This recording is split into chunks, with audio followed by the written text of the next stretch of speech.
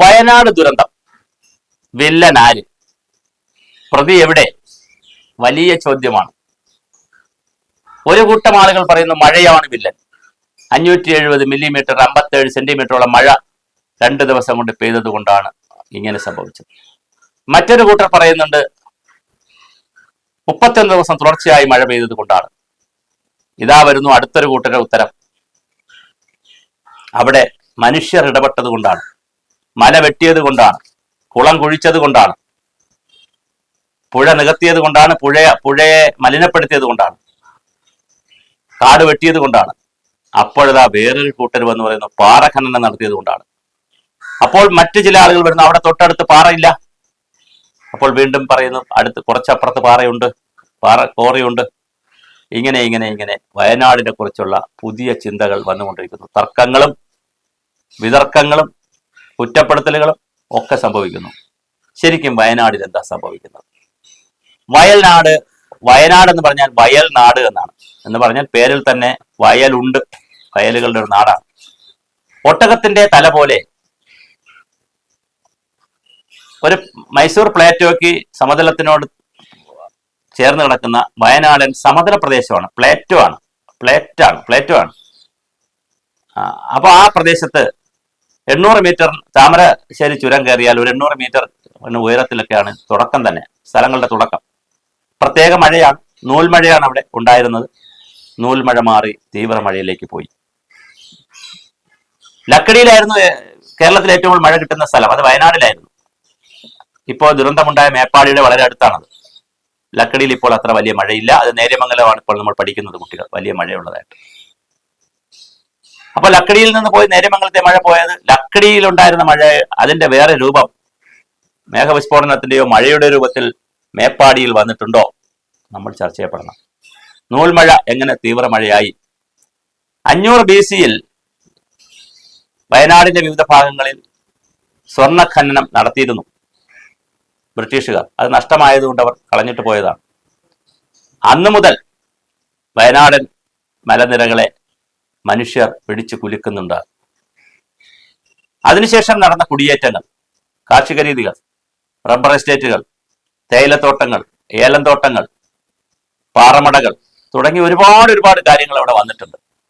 വളരെ സാധാരണക്കാരായ ആളുകളുടെ താമസവും ജീവിതവും വന്നിട്ടുണ്ട്. കൃഷിക്ക് വേണ്ടി ഒരുപാട് ആളുകൾ അവിടെ വന്നു. അനധികൃതവും അധികൃതവുമായ ഒരുപാട് നിർമ്മിതികൾ അവിടെ വന്നു. ഒരുപാട് ഹോട്ടലുകൾ വന്നു, റിസോർട്ടുകൾ വന്നു, വലിയ റോഡുകൾ വന്നു, ഒക്കെ വന്നു. വലിയ വികസനം നടന്നു.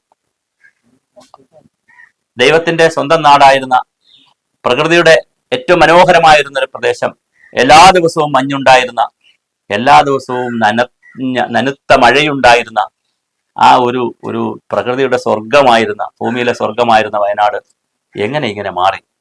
ഗൗരവമായി ചർച്ച ചെയ്യണം. ഇനി ഉരുൾപൊട്ടലിലേക്ക് വരാം. ഉരുൾപൊട്ടലിലേക്ക് വരുമ്പോ 1900 അല്ലെങ്കിൽ 1967 അല്ലെങ്കിൽ 1970 മീറ്റർ പൊക്കമുള്ള, 6000 അടിയിൽ കൂടുതൽ പൊക്കമുള്ള മലനിരകളുടെ പുഞ്ചിരിമട്ട മലയിൽ നിന്ന് ഉത്ഭവിച്ച ഉരുൾപൊട്ടൽ ഏകദേശം 800 മീറ്റർ ഉയരങ്ങളിൽ താമസിച്ചിരുന്ന ഉണ്ടക്കൈ മലയെയും അതിന്റെ താഴ്വ ഭാഗങ്ങളിൽ താമസിച്ചിരുന്ന ചൂരൽ മലയിലെയും ആളുകളെ 3 വാർഡിലെ, മേപ്പാടി പഞ്ചായത്തിലെ 11, 12, 13 3 വാർഡിലെ മൊത്തം ജനങ്ങളെയും അവരുടെ വീടുകളെയും അവരുടെ എല്ലാ സ്ഥാവര ജംഗ വസ്തുക്കളെയും എടുത്ത് പുഴയിലും നദീതടങ്ങളിലുമെല്ലാം കൊണ്ടിട്ടു. ഈ ഉരുൾപൊട്ടൽ എങ്ങനെ സംഭവിച്ചു? പ്രതി ആര്? പലരും അന്വേഷിക്കുന്നുണ്ട്. ഞാൻ സൂചിപ്പിച്ചുള്ള 31 ദിവസം തുടർച്ചയായി മഴ പെയ്തു. സ്വാഭാവികമായി അവിടെ മണ്ണിന്റെ ഈർപ്പം ധാരാളം കരുതി വെക്കാൻ കഴിയുന്ന മണ്ണാണ് അവിടെ ഉള്ളത്. അതുകൊണ്ട് തന്നെ ആ മണ്ണിൽ ധാരാളം വെള്ളം കടന്നിരിപ്പുണ്ട്.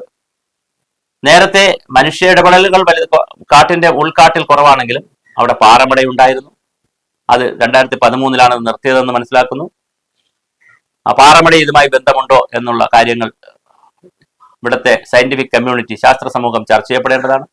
കാരണം കേരളത്തിൽ പാറമടകളും ഉരുൾപൊട്ടലുമായി ബന്ധമുണ്ടെന്നും ബന്ധമുണ്ടെന്നും 2 അക്കാഡമിക് ചർച്ച കേരളത്തിൽ നടക്കുന്നുണ്ട്. അത് ക്ലിയർ ആയിട്ട് സമൂഹത്തോട് അക്കാഡമിക് സമൂഹവും ശാസ്ത്ര സമൂഹവും പറയേണ്ടതുണ്ട്. വരും ദിവസങ്ങളിൽ പറയുമായിരിക്കും.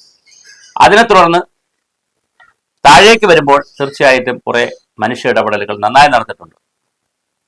സാറ്റലൈറ്റ് ചിത്രങ്ങൾ നോക്കുമ്പോൾ ഈ കാടിനകത്ത് തന്നെ കുറച്ച് താഴെയായിട്ട് മനുഷ്യവാസമില്ലാത്ത സ്ഥലങ്ങളിൽ വാട്ടർ ബോഡീസ്, ജലാശയങ്ങൾ കാണുന്നു. അത് കൃത്രിമ തടയങ്ങളാണോ കുളങ്ങളാണോ എന്നുള്ളത് ഫീൽഡ് വർക്കിലൂടെ മാത്രമേ അറിയാൻ കഴിയുള്ളൂ. ഉരുൾ പൊട്ടിയപ്പോൾ ആദ്യത്തെ ഉരുൾ വന്ന് പ്രകൃതിയിൽ തന്നെ ഒരു ബ്ലോക്ക് ഉണ്ടാക്കി തടയണ പോലെയായി. പിന്നെ അടുത്ത വന്ന വെള്ളവും എല്ലാം കൂടി വന്ന് അവിടെ കെട്ടിനിന്ന് പിന്നെ വീണ്ടും ഉരുൾപൊട്ടലുകൾ വന്നപ്പോൾ, തുടർപൊട്ടലുകൾ വന്നപ്പോഴാണ് ഇതെല്ലാം കൂടി എടുത്തുകൊണ്ട് പോയി എന്നൊരു നിഗമനവും വന്നിട്ടുണ്ട്. ഒരു കാര്യം നമ്മൾ വളരെ ശ്രദ്ധിക്കണം.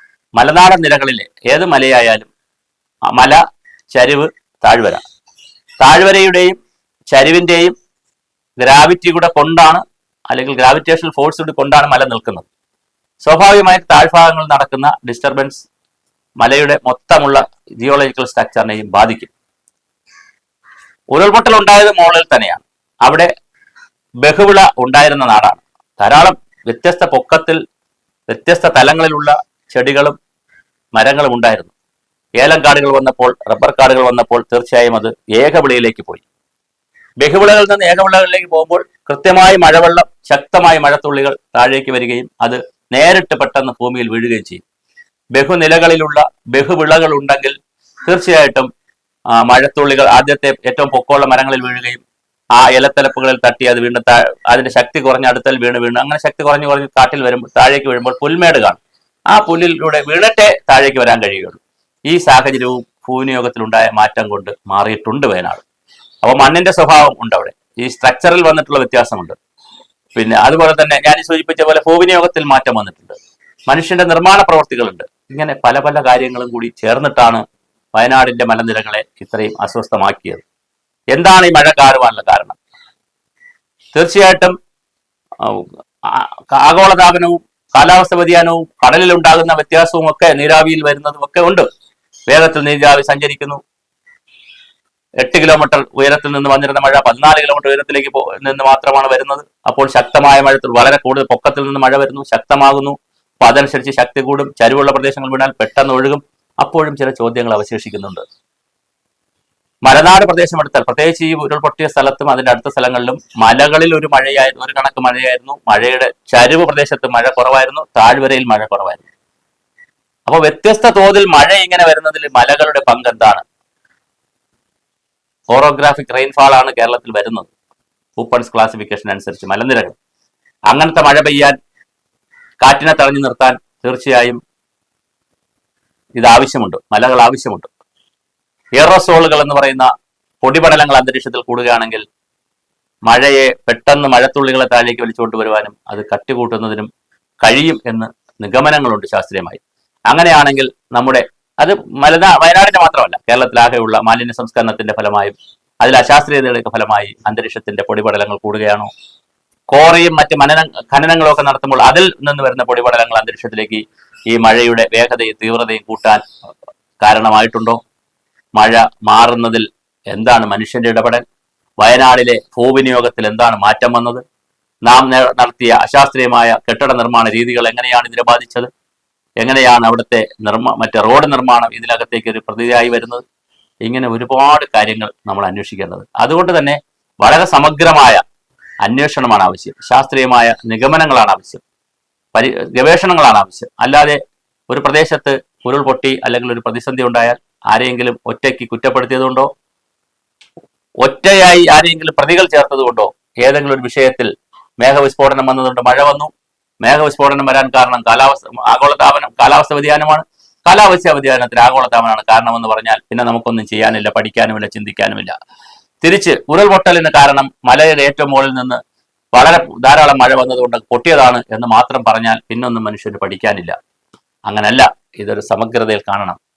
ആ മലനിരകളുടെ വയനാടിൻ്റെ മാത്രമല്ല, കേരളത്തിലെ മലനിരകളുടെ ഓരോ ഭാഗത്തും നമ്മൾ ആക്ടിവിറ്റികൾ ചെയ്യുമ്പോൾ അതിന്റെ സ്ട്രക്ചറിന് എന്ത് വ്യത്യാസമാണ് വരുന്നത്? ജിയോളജിക്കൽ സ്ട്രക്ചറിന് എന്ത് വ്യത്യാസം വരും? ജിയോമാർഫോളജിക്കൽ സ്ട്രക്ചറിന് എന്ത് വ്യത്യാസം വരും? അവിടുത്തെ സോയിലിന്റെ ഫെർട്ടിലിറ്റിക്കും സോയിലിന്റെ ഇൻഫിൽട്രേഷൻ റേറ്റിനും മണ്ണിന്റെ ഘടനയ്ക്കും പാറയുടെ ഘടനയ്ക്കും എന്തുമാത്രം ഡിസ്റ്റർബൻസ് ഉണ്ടാവും? ഭൂവിനിയോഗത്തിലെടുക്കുന്ന ഓരോ മാറ്റവും എന്ത് കുഴപ്പങ്ങൾ ഉണ്ടാക്കും, എന്ത് പ്രശ്നങ്ങൾ ഉണ്ടാക്കും എന്ന് മനുഷ്യന്റെ ബാക്കി ഇടപെടലുകൾ എന്തൊക്കെയാണ് പ്രതിസന്ധികൾ സൃഷ്ടിക്കുക, ഇതെല്ലാം കൂടി പഠിക്കുന്ന ഒരു അന്വേഷണത്തിലൂടെയാണ് നമുക്ക് പ്രതിയെ കണ്ടെത്താൻ പറ്റുക. എന്തായാലും ഇതെല്ലാം എങ്ങനെയായാലും മഴ വരുമ്പോൾ തന്നെയാണ് മണ്ണിടിച്ചിലുണ്ടാകുന്നത്, ഉരുൾപൊട്ടലുണ്ടാകുന്നത്. പക്ഷേ മഴയോടൊപ്പം ഒരു പ്രദേശത്തിന്റെ സ്ട്രക്ചറലായിട്ടുള്ള ഗ്രാവിറ്റി പരമായിട്ടുള്ള ഘടന നിൽക്കുന്നിടത്ത് അല്ലെങ്കിൽ മാറിക്കൊണ്ടിരിക്കുന്നിടത്ത് മഴ വരുമ്പോഴല്ലേ ഇത് കൂടുതൽ ഗുരുതരമായി മാറുന്നതെന്നുള്ള ചിന്തകളടക്കം നമുക്ക് കൊണ്ടുപോകണം. കൃത്യമായി അലാറം സിസ്റ്റം അല്ലെങ്കിൽ വാർണിംഗ് സിസ്റ്റം നമുക്ക് ജനങ്ങൾക്ക് കൊടുക്കാൻ നമുക്ക് കഴിയേണ്ടതുണ്ട്. വാർണിംഗ് സിസ്റ്റം ഇപ്പോൾ കണ്ടുപിടിച്ചിട്ടുണ്ട്, ഇന്ത്യയിലും അത് കണ്ടുപിടിച്ചു കഴിഞ്ഞു. അതെല്ലാം നമുക്ക് ജനങ്ങൾക്ക് കൊടുക്കാൻ പറ്റണം. ജനങ്ങളും ഇതിനകത്ത് മാറേണ്ടതുണ്ട്. പ്രതികളെ തേടുമ്പോൾ ആരെയും നമുക്ക് കുറ്റപ്പെടുത്താതെ തന്നെ പറയാം, തലേ ദിവസം അവിടെ മലനിരകളിൽ നിന്ന് വെള്ളം ഒരുപാട് വന്നു, കാട്ടരുവി നന്നായി ഒഴുകി കലങ്ങി, പക്ഷിമൃഗാദികൾ ബഹളം കാണിച്ചു, ഒരുപാട് സിംറ്റംസ് കിട്ടി. തലേദിവസം സന്ധ്യയ്ക്ക് വെള്ളം കയറി, പലരുടെ വീടുകളിലും വെള്ളം കയറി, നല്ല കാറ്റ് വന്നു, കാറ്റിന്റെ ഗന്ധം മാറി, പുഴയുടെ ഗന്ധം മാറി. എന്നിട്ടും അതെല്ലാം മനസ്സിലാക്കി കുറച്ചുപേര് മാറി, കുറച്ചുപേര് മാറിയില്ല. പിന്നെ കൃത്യമായ മാറിയവർ തന്നെ സ്കൂളിൽ ഇല്ലാതായി. അപ്പോൾ തീർച്ചയായിട്ടും നമുക്ക് അലാറം ആവശ്യമുണ്ട്. അതനുസരിച്ച് ജനങ്ങൾ മാറാൻ തയ്യാറാവണം. നമ്മുടെ സിസ്റ്റം ജനങ്ങൾ മുതൽ, പഞ്ചായത്ത് മുതൽ, കളക്ടർ മുതൽ, ജില്ലാ സംവിധാനം മുതൽ, സംസ്ഥാന സംവിധാനം മുതൽ, കേന്ദ്ര സംവിധാനം വരെയുള്ള ദുരന്ത നിവാരണ, ലഘൂകരണ, പ്രതികരണ സംവിധാനങ്ങൾ ഒന്നാകെ പ്രവർത്തിച്ചുകൊണ്ട് മാത്രമേ ഈ സംവിധാനങ്ങളെ നമുക്ക് നേരിടാൻ കഴിയൂ. അതിനുള്ള ചർച്ചകളും പ്രവർത്തനങ്ങളും തുടർന്ന് നടക്കട്ടെ എന്നാണ് നമുക്ക് ആശിക്കാം. അതുണ്ടാകലാണ് പുതിയ കേരളത്തിന്റെ നിലനിൽപ്പിന് ഏറ്റവും അനിവാര്യമായ ഘടകം.